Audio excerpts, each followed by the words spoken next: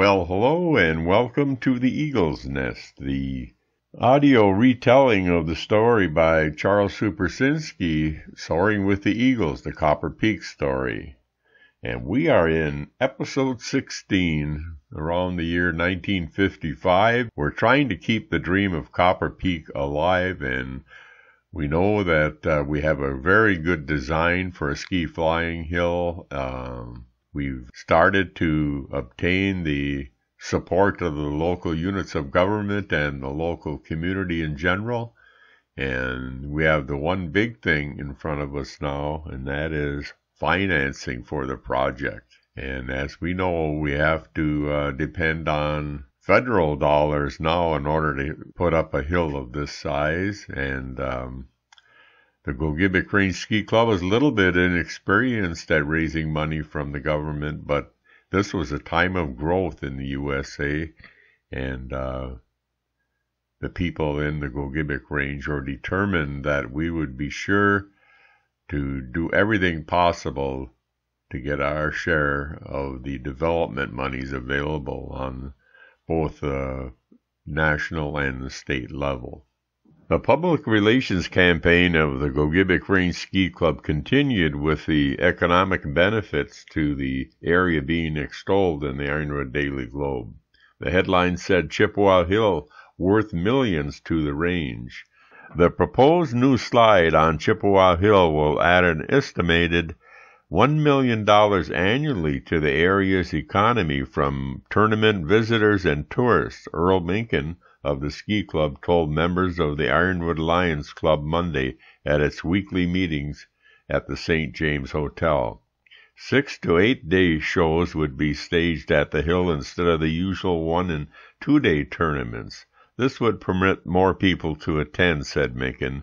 Financial plans have not been worked out, but public meetings are being planned soon to discuss details of the project, said Minkin.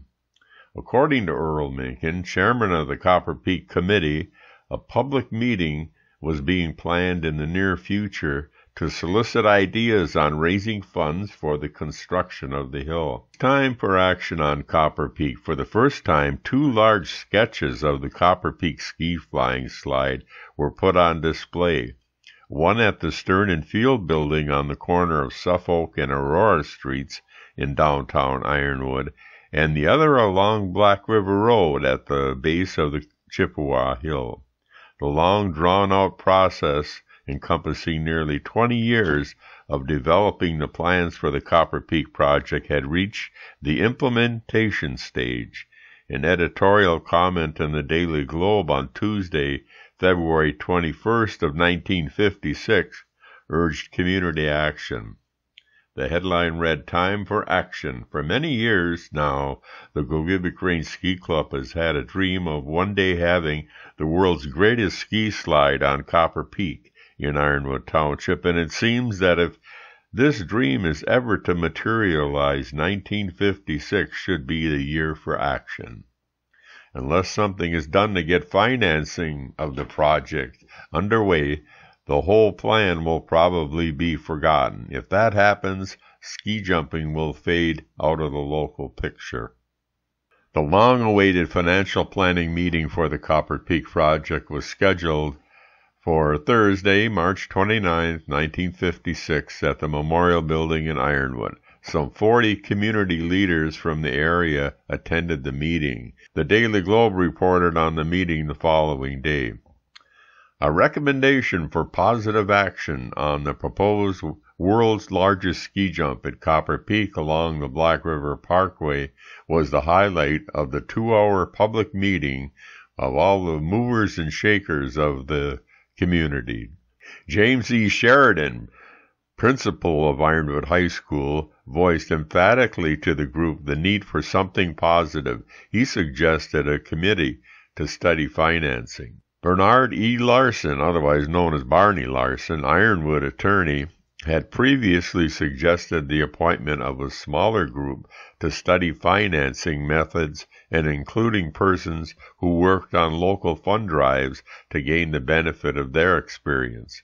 Edwin L. Johnson, editor of the Daily Globe, dwelt on the heritage and history of ski jumping dating back 40 to 50 years, emphasizing that if something is not done soon, ski jumping will decline, and that something very much worthwhile will have been passed aside. Persons leading and taking part in the discussions were Kenneth Long, Ironwood City Manager, Gene McPherson, Secretary-Manager of the Ironwood Chamber of Commerce, Joe Mack, Nick Hakela, Gogebic Range Ski Club President, Carl Deline, and Ray Smith. Earl Minkin said, "All proposals and ideas which were received last night will be considered. No action will be taken until the club has acted on the ideas and proposals," Minkin said. The question of financing the Copper Peak project became the most important issue confronting the Gogebic Range Ski Club. The economy of the area was shrinking rapidly due to the systematic closing of area iron mines. The tourist and recreational industry had not, as of this time, matured in the area to provide a strong economic base.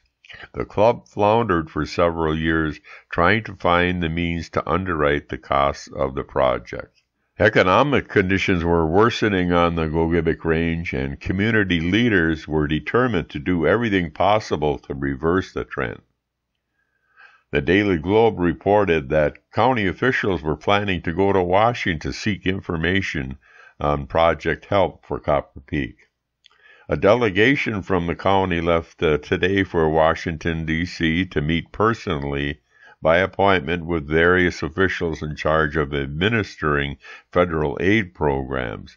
Representing the county were Roy Ahonen, chairman of the Finance and Budget Committee, Andrew Bednar, chairman, and Superintendent Carlo W. Hakenen of the County Planning Commission, and various others representing projects of value to the economic future of the county, including Jack English of the Indian Head Ski Hill Administration, Earl Mencken, representative of the Gogebic Range Ski Club, representatives of the Sunday Lake Mine Project, and others. Various projects related to the economic welfare of the county will be presented at the hearing scheduled with the Director of the Federal Area Development Office. Andrew Bednar, in discussing the mission, noted that the delegation hopes most of all to get first-hand information on the federal aid available through the Area Redevelopment and other acts. Earl Minkin met with officials of the Area Redevelopment Administration, ARA, and said the federal officials looked with high favor on the proposed Copper Peak project and told him they feel it definitely warrants consideration. The fact that the club is incorporated as a nonprofit corporation should help in obtaining federal aid. Minkin said the estimated cost of the ski jump project is $400,000, and it is hoped that the completed project would annually add about $1 million to $1.5 million to the economy of the area. The good news and encouragement from Washington prompted the board of directors of the Gogebic Range Ski Club to take action to move the project forward. The members of the Gogebic Range Ski Club voted to obtain federal aid for the construction of the giant new ski jumping hill at Copper Peak, to take the necessary steps to file applications for grants and loans for the project. The delegation submitted a number of projects in a plan for development of the county, which has been classified as a distressed area. The hill has been engineered and plans for the jump have been prepared. The hill is designed for both ski jumping and ski flying and would be the first ski flying hill in the United States. Political support from local, state, and federal lawmakers for the Copper Peak project began to quickly emerge. The Copper Peak project had the endorsement of U.S. Senator Patrick McNamara, according to messages received today from Representative Joseph S. Mack of Ironwood. Senator McNamara wired Representative Mack, saying that Community Facilities Administration, in cooperation with the Area Redevelopment Agency, now has Copper Peaks project under active consideration, and I am doing everything to push this project. All good wishes.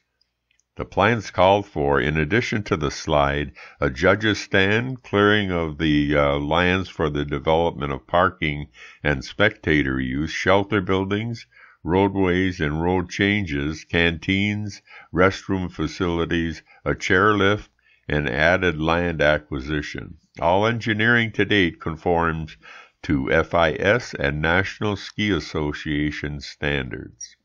So by 1962, it looked like Copper Peak would become a reality. After many years, it appeared that the dream of Copper Peak would be realized, with the good news that officials from Washington looked favorably on the project. So in February of 1962, the final application for federal aid for the Copper Peak ski jumping facility was accepted for review by the Chicago Regional Office of the Community Facilities Division of the Federal Housing and Home Finance Agency.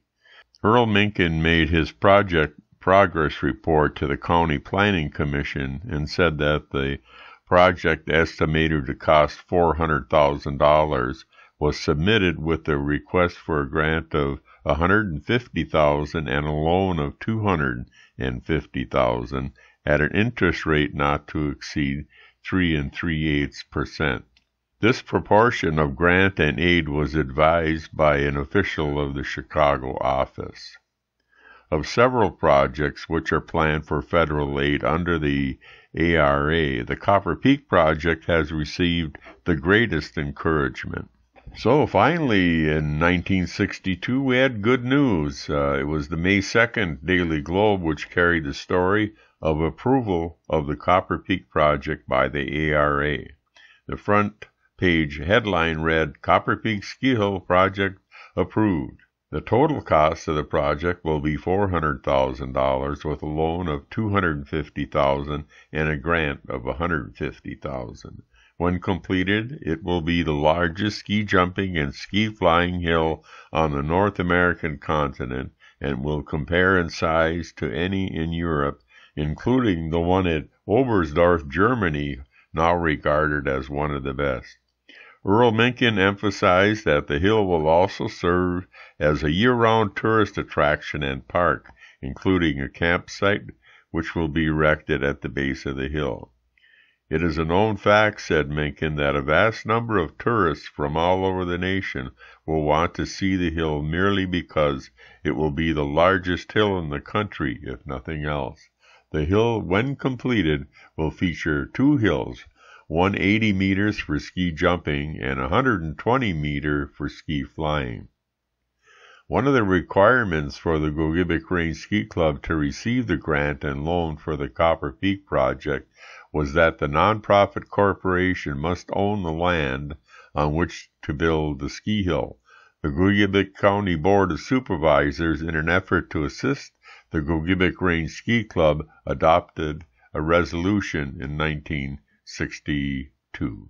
Basically, what the resolution said was that the county of Gogebic would formally request from the U.S. Steel Corporation that the land where we wanted to put the Copper Peak Hill be sold to the county for $1, and that it would be made available to the county of Gogebic for development of the Copper Peak ski project as proposed, and that it is the intention of the county to convey to the Gogebic Range Ski Club Incorporated, for the sum of $1 in fee simple, all lands received from the U.S. Steel Corporation, that the property is to be received at no cost to the county, and that the project is being promoted for the good and well-being of the county and its people. The land deal with Oliver Mining Company was executed several months later. Club officials announced that agreement had been reached Thursday with the Oliver Mining Company, that is, U.S. Steel Corporation, for the purchase of approximately 200 acres of land at the site and for the leasing of adjacent lands amounting to approximately 360 acres. A couple of weeks later, the Daily Globe reported on the final land deal with the county.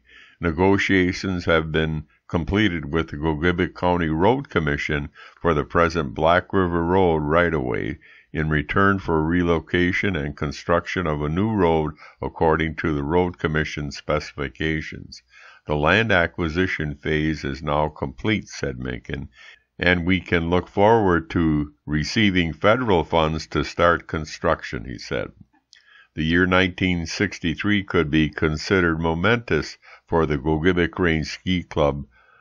All necessary land had been purchased in order for the club to qualify for the ARA loan and grant. The Copper Peak project could now move into its final stages. Engineering plans could be completed, and bids could be let, and construction begin. In 1964, it was announced that the Copper Peak Ski Project would be moving ahead, expecting work to start in the spring of '65. Construction of the greatest ski hill in North America is expected to start next spring as soon as weather and grounds conditions permit, according to a time schedule that has been set up for the project, according to Earl Minkin, chairman of the Gogebic Range Ski Club Committee. There will be many other facilities included in the project, among them a chairlift to carry skiers and tourists to the top of the hill, and an elevator inside the ski tower, which will be topped with an observation deck. It is planned to operate the ski lift and other facilities for part of each year as a tourist attraction. There will be a 4-deck judges stand equipped with all necessary features, judging meets, press, television, and radio. It is not planned to develop a downhill skiing area on the north face of Chippewa Hill, as it is felt that these needs will be adequately served by existing ski areas. Because costs have risen since original governmental approval of a $150,000 grant and a $250,000 loan, a total of $400,000, the club has indicated that it will find it necessary to make an appeal to the public for help in the form of donations. A fundraising campaign has been launched by the Gogebic Range Ski Club to raise $46,000 as the local contribution towards the $460,000 cost of the Copper Peak ski jumping and ski flying hill. More than 1,000 letters seeking support for the project have gone in the mails and addressed to business concerns and individuals throughout the entire area. One of the requirements of the ARA loan and grant was the assurance that Copper Peak would be awarded regular international competitions by the FIS. The FIS confirmed that Copper Peak would be the only ski flying hill constructed in the Western Hemisphere. On April 5, 1965, the club celebrated its 30th anniversary. It has been a long journey of promoting the sport and undertaking the ski flying project. 14 of the charter members of the Gogebic Range Ski Club were still active in 1965. They were Nick Hakela, Leo Kuklinski, Earl Minkin, Samuel Hewitt, Sam Davey, Ray Smith, Leo Minkin, Tony Osterman, Leo Anderson, Ben Anderson, Wayno Weimery, Arvo Klamala, Wayno Celine, and Walter Wick. And with that nice recognition, we've about run out of time for this episode of The Eagle's Nest. Join us again next time when we talk about more struggles with the federal government, with inflation, the bidding process, and finally getting Copper Peak into reality. This is your narrator, Dan McManman, inviting you to join us again for the next episode of The Eagle's Nest. The best way to see and hear us is to go to the YouTube app on your smart TV or computer or on your phone and search Copper Peak Eagle's Nest. All the episodes so far are there all the time, and the episodes are numbered sequentially, so if you wanted to, you could watch one episode and then it would go to the next episode automatically if you wanted it to. Also, you can find us on the Copper Peak streaming site by using social media sites like Google or Yahoo and search Copper Peak. Episodes play on the half hour, and we're also on Copper Peak Radio 102.1 FM at 6:08 a.m. and p.m. and 11:08 a.m. and p.m. Central Time. Charlie's book, Soaring with the Eagles, The Copper Peak Story, is available at the Depot and the Downtown Art Place in Ironwood. Once again, thanks for joining us here on the Eagle's Nest, and see you next time, and think Copper Peak.